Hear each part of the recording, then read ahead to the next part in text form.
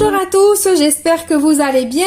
Aujourd'hui, on va préparer ensemble cette spécialité marocaine ou algérienne ou je ne sais pas. La vérité, moi, comme je suis d'origine marocaine, donc je dis que c'est marocain parce que j'ai connu cette recette-là que au Maroc. Je ne l'ai pas goûtée chez quelqu'un d'autre ou dans un autre pays. Je sais que les Algériens aussi ils font la même chose. Les Tunisiens, je ne sais pas.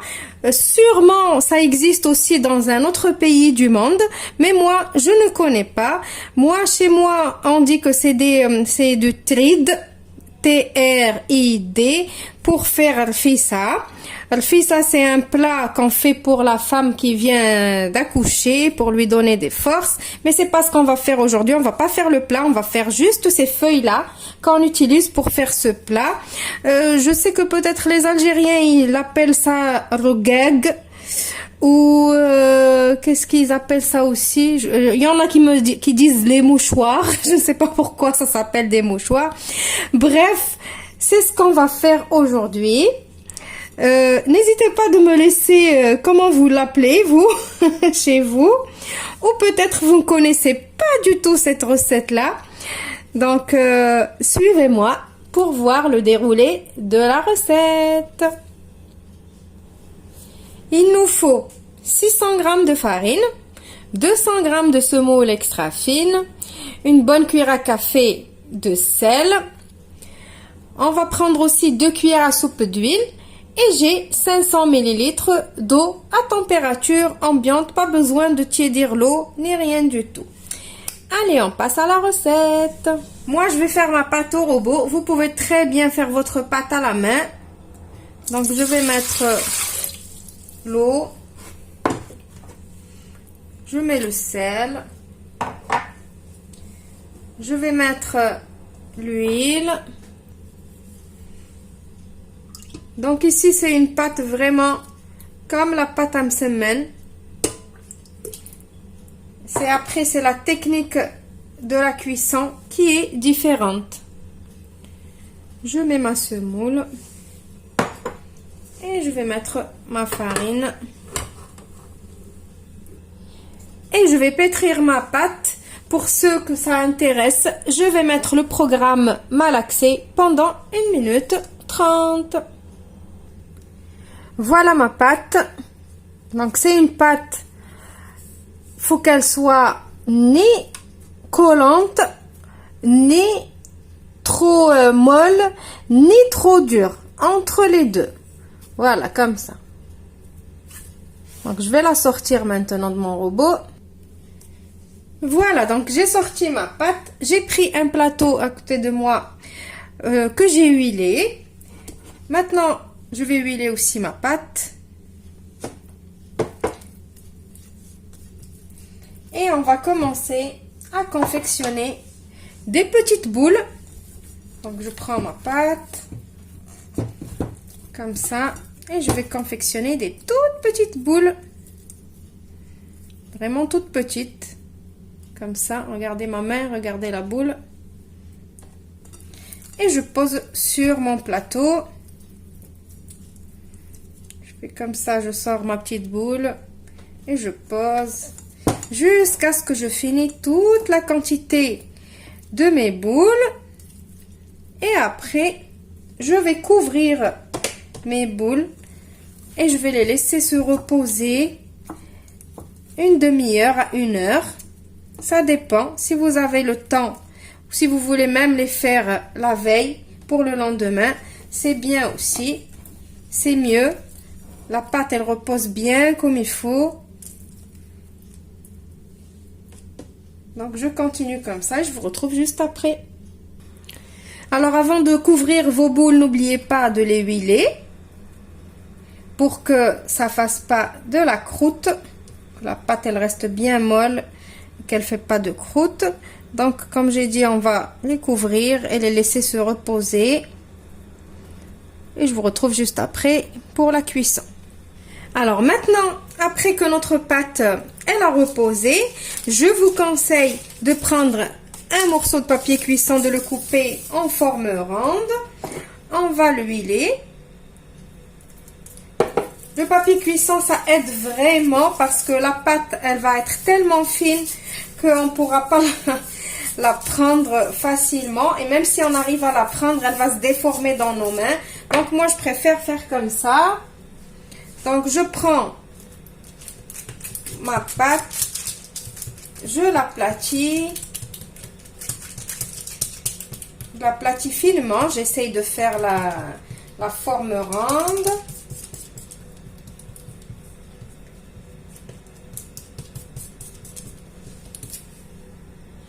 Voilà, donc là vous voyez que j'ai bien aplati ma pâte, elle a pratiquement pris toute la forme de mon papier cuisson. Maintenant on va passer à la cuisson. Donc pour la cuisson, on va faire chauffer notre poêle et je vais mettre une toute petite goutte d'huile juste pour la première fois.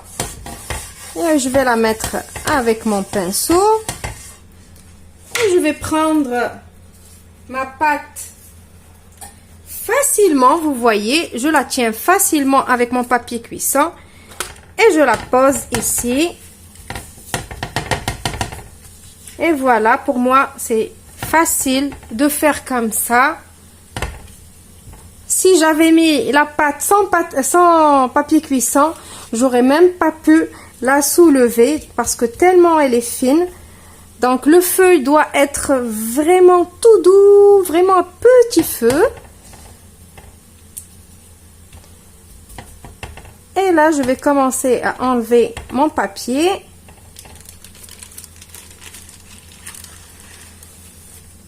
Voilà. Et je vais aller refaire une deuxième pâte sur le même papier cuisson, tout en laissant ce premier disque de pâte à cuire. Maintenant, avant de mettre ma deuxième pâte, on va tourner celle-là. Et on va prendre le deuxième morceau que j'ai préparé ici et on va le mettre par-dessus. Voilà, comme ça. Tout en laissant le feu vraiment bas. Donc maintenant, qu'est-ce que je vais faire? Je vais enlever encore le papier. Donc je fais comme ça juste pour que le papier prend la chaleur pour qu'il puisse s'enlever. J'enlève le papier. Je vais aller faire encore la même chose. Je vais remettre encore de la pâte ici. Et je reviens. Alors voilà, maintenant, avant de remettre encore une deuxième pâte, je vais retourner celle-là encore. Et je vais prendre encore cette pâte-là que j'ai préparée. Vous voyez, le papier, il me facilite vraiment le travail. Et je remets encore. Donc, je vais continuer ainsi de suite. Donc, j'espère que vous avez compris. Donc, on met la pâte, on enlève le papier, on refait encore une autre pâte sur le papier. Avant de mettre la pâte, on retourne la pâte et on remet une autre. Et ainsi de suite jusqu'à ce que je finisse toute ma pâte. Et je vous montrerai après comment on va faire.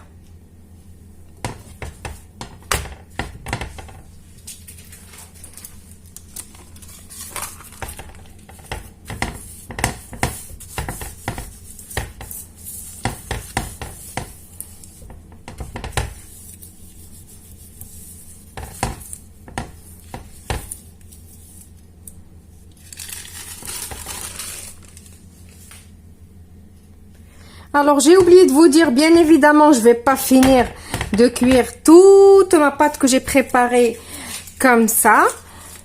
Dès que je vois que j'ai beaucoup de pâte, je peux enlever et repartir dès le début. Mais n'oubliez pas que la première fois que vous allez mettre de la pâte sur la poêle, il faut huiler la poêle. Mais après, vous avez vu, je mets pas d'huile ni rien du tout.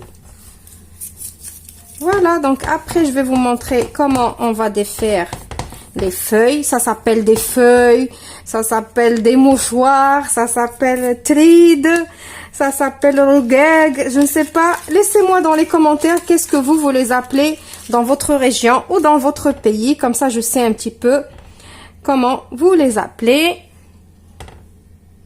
Donc moi je vais finir de faire cuire tous mes feuilles. et je vous retrouve juste après. Alors j'ai oublié de vous dire que le feu, il doit rester toujours bien bas et que cette spécialité là, elle se cuit vraiment comme ça reste blanc. La pâte, elle doit rester blanche, cuite mais blanche. Ça ne se cuit pas comme les msemen, les galettes feuilletées que vous connaissez.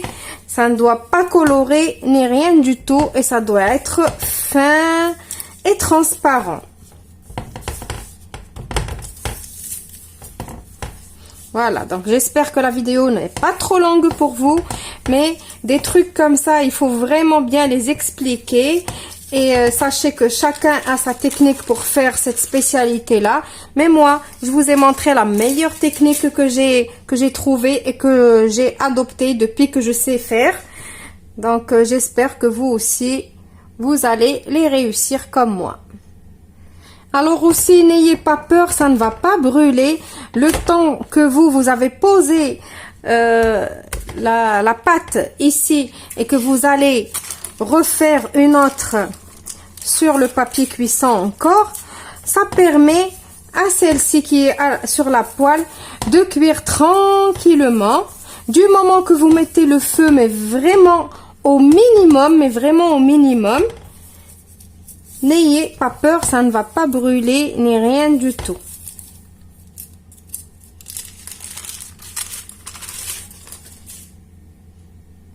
Donc aussi, pour la dernière, si par exemple vous avez plus de pâte et celle-ci c'est la dernière que vous avez posée, bien évidemment vous laissez un petit peu comme ça jusqu'à ce que vous voyez que ça y est, la couleur elle a changé. Après, vous tournez, vous la laissez encore un petit peu cuire et après, ça y est, on enlève tout et on arrête la cuisson et on a fini. Voilà, donc maintenant après cuisson, j'ai laissé refroidir un petit peu en les couvrant bien sûr, sinon ça devient croustillant et ça se casse. Et après on commence à les ouvrir une par une comme ça doucement et voilà, regardez, on voit ma main un peu à travers, je sais pas si vous voyez, regardez, on voit ma main à travers.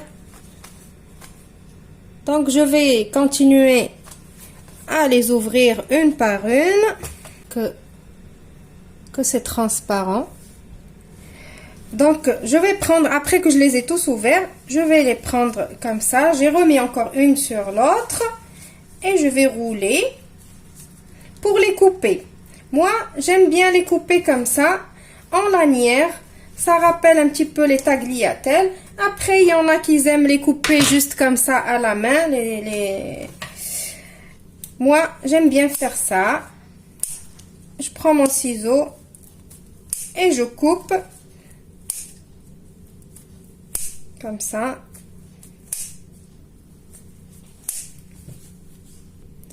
Et après, quand vous finissez de couper, on fait comme ça, on ouvre. Et ça nous fait des lanières comme ça, vous voyez. On les ouvre bien. Et voilà, ça y est, c'est comme ça qu'on prépare cette spécialité-là. Donc, dans une prochaine vidéo, je ne vous promets pas quand exactement, mais dans une prochaine vidéo, je vous montrerai la recette qu'on fait avec, la recette marocaine, puisque moi je suis d'origine marocaine. Donc, je vous montrerai ma recette à moi. Après, vous pouvez adapter ces feuilles-là avec vos recettes à vous, bien évidemment. Donc, ces feuilles-là ou ces mouchoirs, ou je ne sais pas comment vous les appelez, vous pouvez bien évidemment les congeler. Quand vous les coupez comme ça, vous les mettez dans des sacs congélation et vous les congelez jusqu'au jour où vous voulez les consommer. Et ça y est, vous les trouvez tout prêts. Donc voilà le résultat de ces feuilles. Donc je vous retrouve prochainement dans une nouvelle recette. N'hésitez pas de liker la vidéo, de la partager, de vous abonner, c'est le plus important, et de commenter et de me laisser vos retours si vous avez essayé, ou de me laisser qu'est-ce que vous avez pensé, est-ce que c'est comme ça qu'on fait chez vous, est-ce que c'est pas comme ça, est-ce que cette technique que je vous ai donnée moi aujourd'hui elle est mieux ou pas. Donc j'aimerais bien savoir un petit peu qu'est-ce que vous en pensez. Allez, je vous retrouve prochainement.